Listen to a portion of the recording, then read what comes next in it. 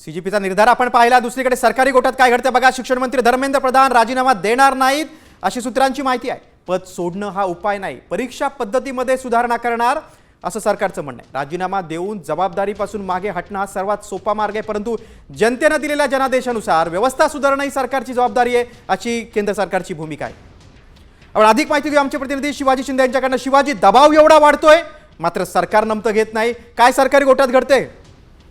गिरीश, सरकारी सूत्रांनी जी माहिती दिली आहे ती अत्यंत महत्त्वाची आहे। धर्मेंद्र प्रधान आपल्या पदाचा राजीनामा देणार नाहीत अशी सूत्रांनी माहिती दिलेली आहे।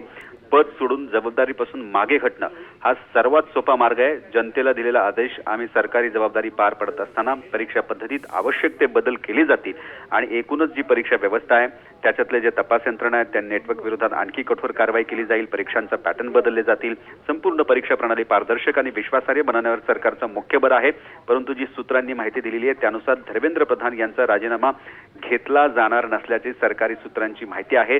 अनेक खासदार आहेत, भाजपचे मंत्री आहेत, त्यांची जवळपास या सगळ्या गोष्टींवरती मीटिंग झालेली आहे। बैठकीमध्ये हा मुद्दा चर्चेला गेलेला आहे।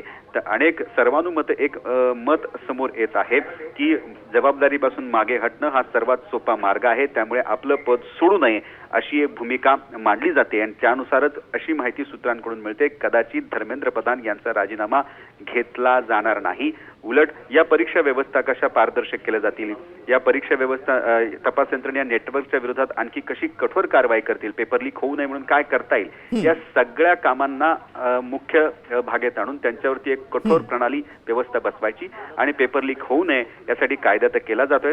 अशा परिस्थितीचं कडे पूर्ण लक्ष द्यायचं, पण धर्मेंद्र प्रधान यांचा राजीनामा घेतला जाणार नसल्याची सूत्रांची माहिती आहे।